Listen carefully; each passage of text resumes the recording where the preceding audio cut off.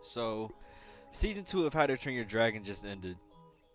The show about the messiest family in TV history with the family tree so circular it make a flat earther convert to round earth theory. And somehow the folks over at HBO managed to improve from the first season. This spinoff gets back to the Game of Thrones formula that made it popular to begin with, that formula being a political chess match. Characters that use their wit and think before acting are often rewarded, and characters who act on impulse are normally heavily penalized. It's a nice slow burn that builds up and just edges you just enough, right to the point to where you feel like you can't take it no more, and right before you get to the point to where you're like, alright, nah, bitch, you taking too goddamn long. It gives you exactly what you need. The writing in this season is so good as far as like the plot goes, but it also has really good character writing. Every decision made by these characters, whether they're good or bad, feel real and authentic. From Aegon drinking and flying to Harrenhal just to get turned into a two-piece with a biscuit, to Rhaenyra letting Vhagar turn a bunch of peasants into a Golden Corral buffet.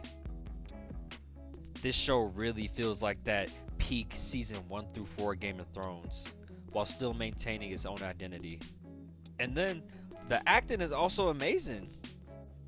I really have no idea how they managed to cast a whole bunch of badass bitches who are just cunty and also amazing actors. It really shouldn't work that way, but it does.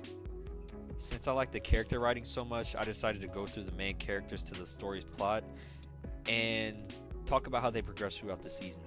Starting off with our queen mother. Miss Rhaenyra really went through it this season.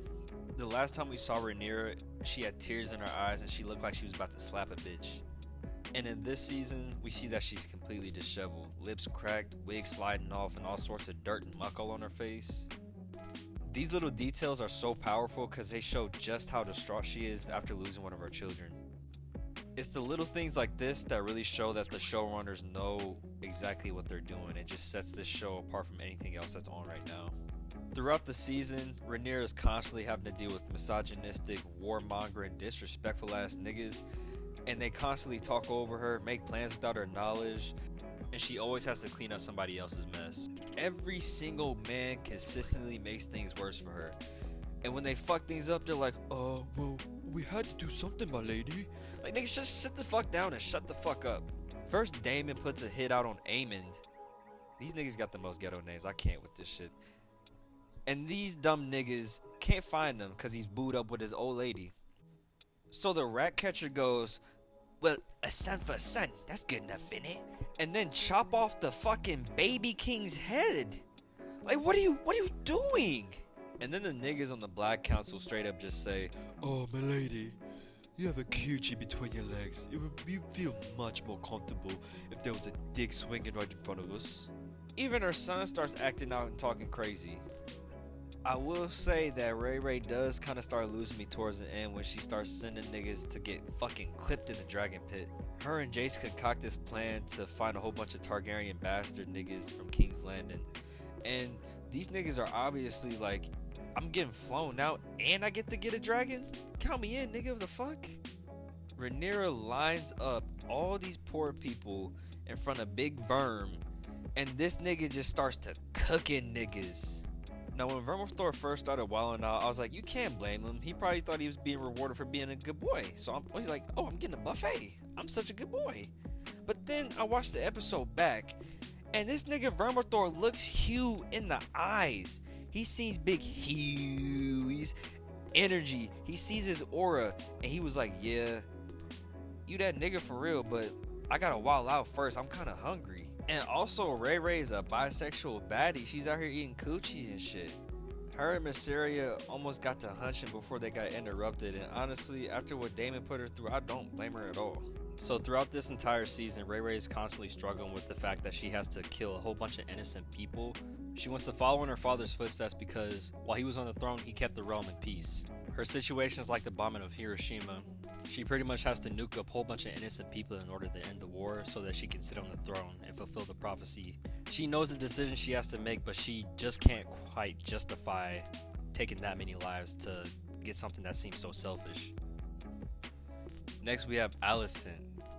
God damn, this is some good strawberry milk right here, boy. Allison is such an unfortunate character. I really hated her at first, but then I remember she's a victim of grooming from her father. Otto Hightower is such a power-hungry bitch that he made his child daughter bet an old-ass nigga with leprosy. Like, can you imagine your mama dying? And then your daddy's like, here, I'm pimping you out to my homeboy. Put your mama dress on. Viserys and Otto are very much nasty niggas. And then, not only that, she loses her one and only friend because her dad is just such a bitch.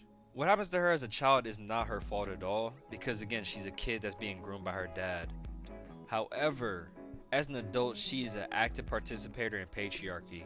Her character is a representation of what happens when a pygmy upholds the patriarchy, and then expects it to benefit her because she's upholding and feeding the machine. And what happens to those people in real life happens to Alicent in the show. Once she's not useful to those in power anymore, she gets tossed out faster than the booty meat of the bread loaf. Now, I kinda have a hot take. I might get a little bit of hate for it. After some recollection and some deep thinking, I think Alicent gets a little bit too much hate for the way her kids turned out.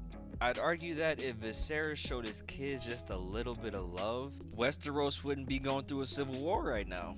I think people tend to give Viserys a pass on this because, one, his meat's just falling off the bone, and two, Paddy does such a good job of acting that he's such a lovable guy. How could you be mad at him? He's just a little baby. Alright, let's get back to Alicent now. When Alicent goes to Dragonstone to try and end the war, you get to really see just how much the roles have reversed for Alicent and Rhaenyra. In the beginning of season 1, Alicent really wanted what Rhaenyra had, and whenever she got it, she ended up getting burnt. Rhaenyra was constantly shirking her responsibilities, and then she ended up being forced to play her role, and then eventually having to clean up the mess that Alicent made. To end the war between siblings in a peaceful manner, we're back to a quid pro quo deal. But this time, Alicent is now in the position of Rhaenyra when her kids cut out Aemon's eye. Only the circumstances are way more intense. A son's life where a son's life is needed, and Alicent agrees to the deal, showing just how much she's changed, because in season 1, Alicent never would have done that shit. Now we have the bumbling buffoon that is Aegon Targaryen. I'll tell you what, Aegon done let this power shit get straight to his head. This is exactly what happens when you let a lame nigga get some clout, let a lame nigga get some power, it just turns to a straight fuck nigga, and you really not like that. Niggas know you not like that, so why the fuck you acting like that? In every council meeting, this nigga just shows how ill-equipped he is to lead. Niggas not getting CC'd on emails, niggas making plans to get margaritas after work. He's showing up late to Zoom call meetings, late as hell, in his pajamas. Just unprofessional. Like, what are you doing? So in the meeting, Aemon starts talking about war plans, right? And Aegon is like, wait a minute, why the fuck are y'all making plans in another group chat without me knowing? I'm Big Aegon, second of his name, fuck nigga. I should know what's going on in my kingdom. And Aemon proceeds to bitch this nigga and gives him the mew of disappointment. And he starts speaking in High Valyrian and says, nigga, you dumber than a box of rocks. And the company you keep is a bunch of lame ass, hoe ass, bitch ass niggas. Then this nigga Aegon gonna say, me, Aegon, make war. Pancakes? Just a dumbass nigga, bro. This right here was a straw that broke the camel's back. This was the point of no return for Aegon. Mama Alicent just starts telling him about himself. He says, look here, you not shit. Your daddy knew you wasn't gonna be shit. I knew you wasn't gonna be shit, so stay in your place and let smart niggas do what smart niggas do. This sets him off and sends him into a downward spiral, and he proceeds to get drunk, takes poor little Sunfire out to go squabble Ray Ray and Meleys, and they just get absolutely fucked up. After Aegon gets cooked, he gets put on bed rest, and while he's in this vulnerable position, dick exploded, hair pulled all the way back, legs fucked up. Larys comes in with his freaky nasty ass and he starts sowing seeds. He starts gassing them up, giving them positive affirmations and shit. And of course, Aegon eats it up because he's a dumbass nigga. And Larys is trying to get the Maester to help him recover faster. Also, the Maester is a black all-star. I don't give a fuck what nobody says. He's the realest nigga on this, next to Oscar Tully. Aegon's part in this season ends whenever Larys takes him away to, I think, Essos, and pretty much is going to take him away to protect him from Aemon killing him. So it could possibly mess up Alicent and Rhaenyra's plans in the future. I'm not sure, but it could happen.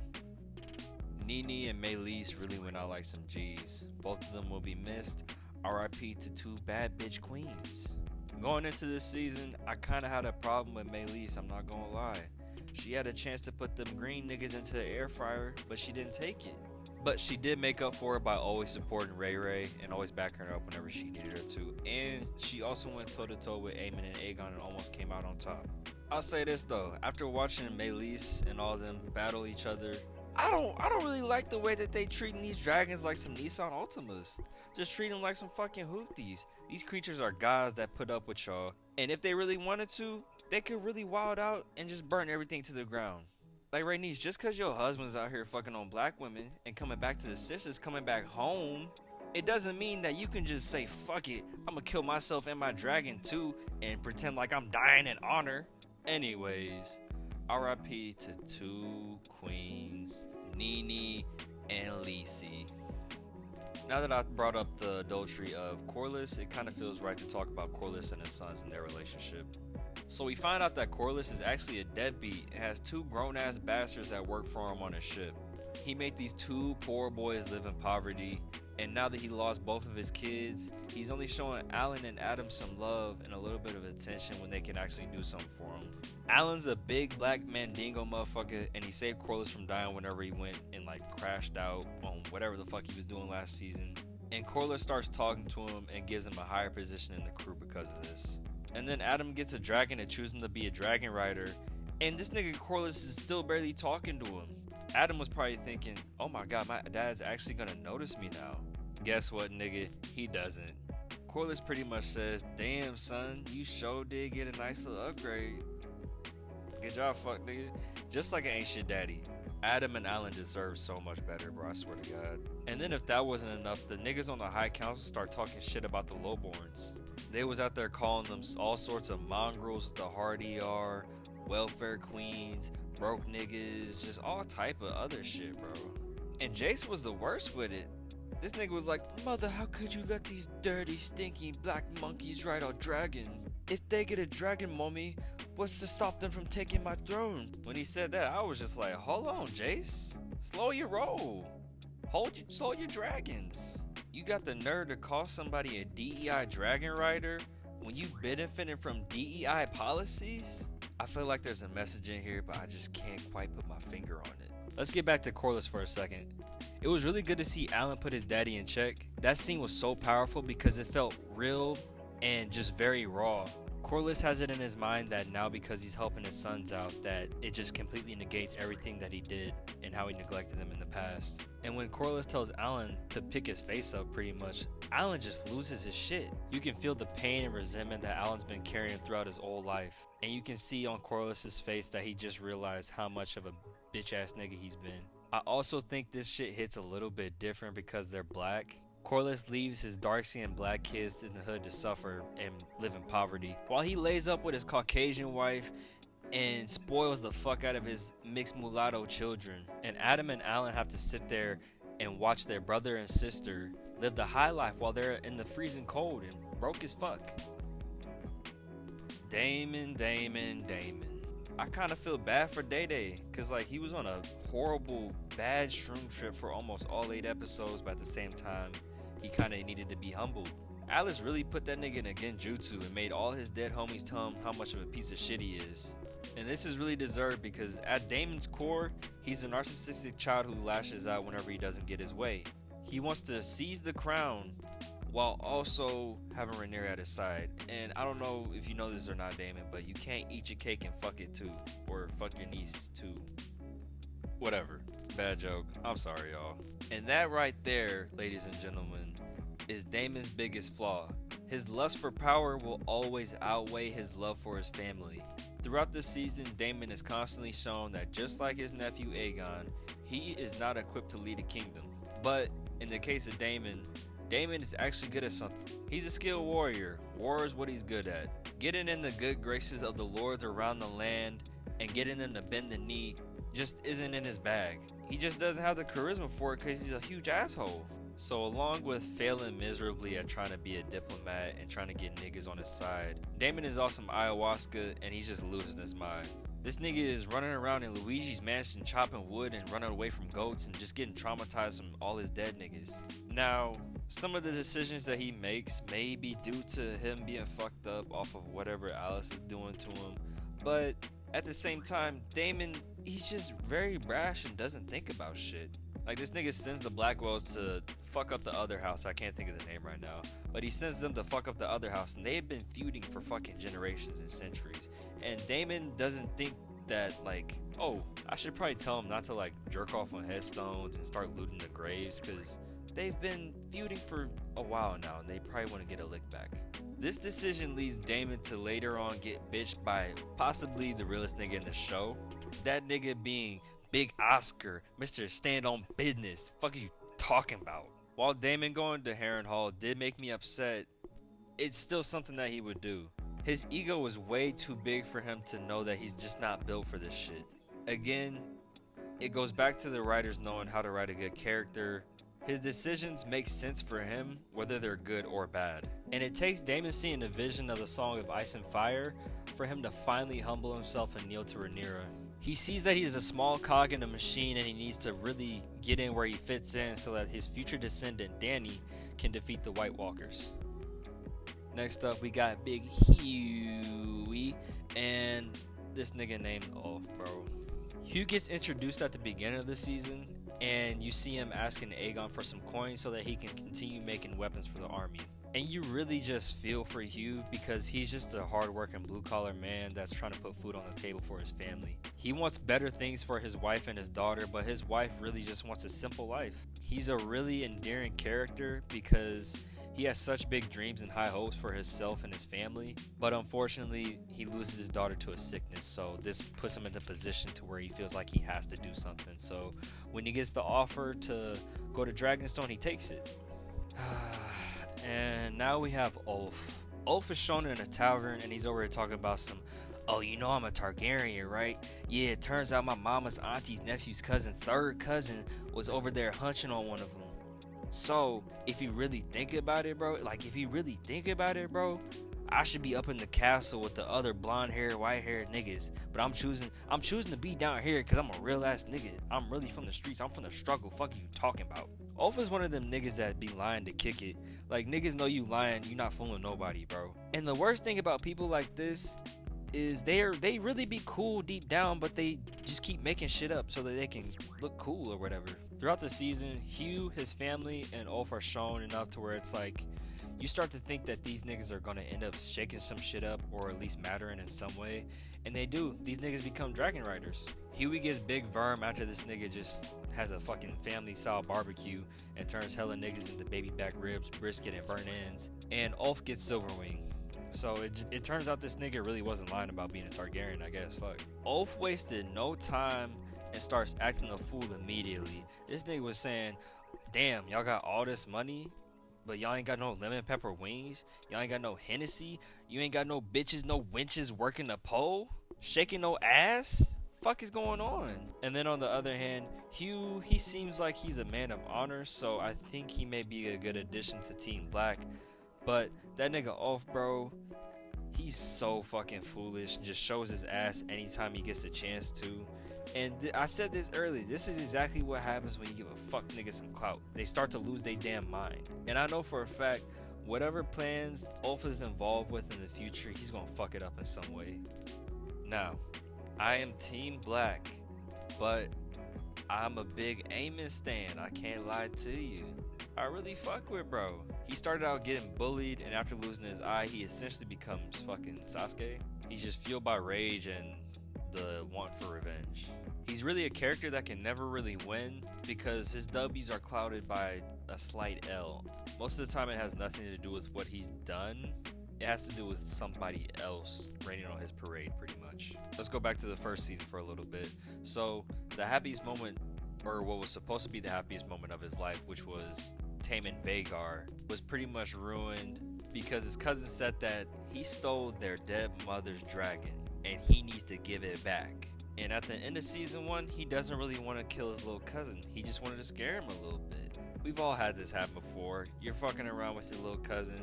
They get hurt. They start crying. You're trying to cover up their mouth. You're saying all kind of shit like, oh, I'll let you play with my PlayStation if you stop crying. But by that time, it's too late. Your mama and your auntie come in and you start telling them, I don't know how he got put in the walls of Jericho. It kind of just happened. And then you get your ass beat. But in the case of Aemon and Luke, poor little Luke gets crunch and munched and Aemon starts a fucking civil war. And honestly, Aemon probably would have turned out to be a regular nigga if Luke or Jace would have just gone eye for eye. So in the second season, Aemon fully embraces his role as being the bad guy. He makes it clear that he really looks up to his uncle Daemon. He pretty much just sees Daemon as another step stool into becoming the realest nigga alive. But the thing with Aemon is he took all of Daemon's bad traits and none of his good ones. The good ones being his love for his family that stops him from being a fucking tyrant. So Aemon doesn't really have anything to ground him and keep him from being completely evil. But the difference between Aemon and Daemon, in my opinion, is Aemon is a little bit more calculated with how he moves. He knows how to manipulate the Game of Thrones. And he's honestly somewhat successful until Aegon comes and fucks his plans up at Rook's Rest. Aemon stays calm and calculated throughout the whole season until he sees that he's outnumbered by the other dragons that Rhaenyra got. He becomes that little kid again who's getting bullied by his brothers and sisters, and as a result, he starts getting desperate and he starts lashing out. And then to make things worse for Aemon, when he's trying to bully Helaena and make her hop on a dragon and fight, she tells him, "Hey bruh, you are not the main character. You're gonna die. You're gonna die in the water face down." Aemon's for sure gonna crash out next season. I'm honestly here for it. This poor girl is aggressively autistic. She just wants to collect bugs, play with her kids, and have her little visions. But instead, niggas keep bringing her outside. They keep bringing her in the mix of everything. Leave that poor baby alone. She don't want to go outside. She just wants to mind her business. At first, I thought she really wasn't going to be very important to the plot, but then I watched a few episodes back. All of her visions are pretty accurate throughout the season, but everybody kind of ignores it. They just kind of pat her on the head and give her a Capri Sun and tell her to go on somewhere. And then in the last episode, we see just how powerful her visions are. She's able to actually communicate with Daemon while he's having his own vision of the future. Helena's actually kind of cracked, bro. I'm not even gonna lie to you. And I'm begging and praying to God that they don't nerf her and throw her plotline to the side like they did with Bran in Game of Thrones.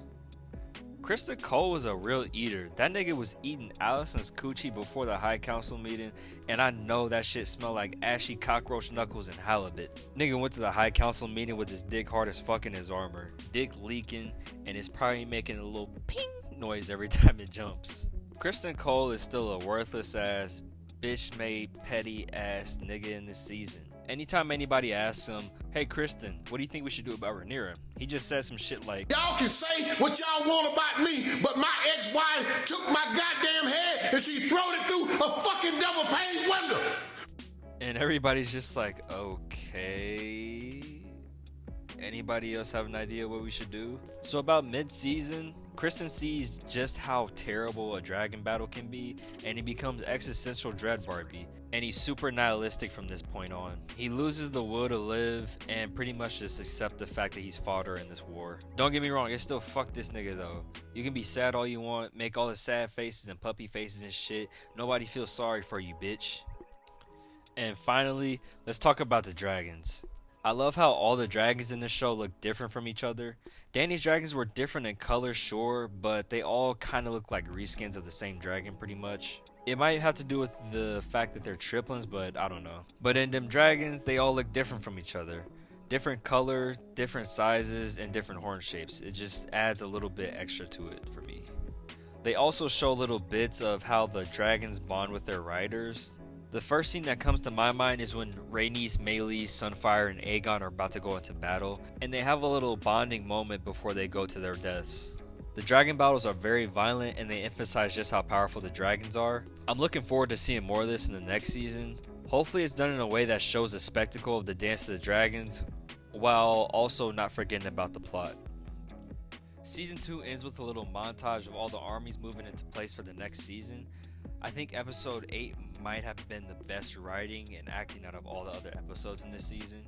There's so many powerful moments packed into 60 minutes and none of it feels rushed. Sarah Hess is really putting her foot in this motherfucker, bro. So after I watched episode 8, I was excited to see how people were going to react. And what I found really fucking upset me, bro. Niggas talking about, "Oh, I just watched a 70-minute trailer for season 3. This season's slow and boring. I wanted to see more action." Now, some of the people tweeting this shit are obviously going to be bots. or just niggas that don't know how to think for themselves, but I genuinely don't know what you niggas want. And to be honest, I don't think you know what you want either.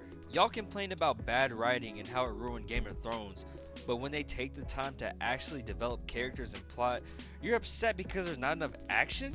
Game of Thrones didn't get its popularity because of action scenes. There were barely any fights in seasons 1 through 4, the best seasons of the series. And if there were fights, they didn't last very long. Now, there were some people that made some quality points and made sense. And if you can actually voice your opinion in a way that isn't like, oh, this season's bad because no action, then that's fine. I'm okay with that. But it's niggas like this in this tweet that make me want to fucking die. To say that this season is worse than season 8 is just objectively wrong. I don't give a fuck what you say. I'm not gonna argue with you. It's just, there's no way that this season is worse than that. Dumbass niggas like this are the reason why Rise of Skywalker was fucked up. Niggas like this believe Batman should use guns to kill people. And it's also niggas like this that let Hitler wild the fuck out in Europe. Alright, that's kinda OD. Let me stop tweaking. I really hope the writers don't pay attention to this stupid ass shit. I hope that they stick to their guns and continue to put thought and effort into their characters and their plot. And just don't pay attention to smooth brain ass niggas like this, bro. Now that I got that shit out of the way, I really love this season. And honestly, I think I'm kinda excited for the upcoming spin-offs that are coming out. House of the Dragon somehow managed to clean the bad taste that the last season of Game of Thrones left in my mouth. This is just a really good show, man. And I think it may be a little too early to judge whether Them Dragons is better than Them Thrones, because it's only 2 seasons in, and correct me if I'm wrong, I think it's set for 4 total seasons for this series. But I'm a little more confident about House of the Dragon being more successful and ending in a competent way, because the book it's based on is complete. So hopefully we won't get a repeat of what Dumb and Dumber did with Game of Thrones.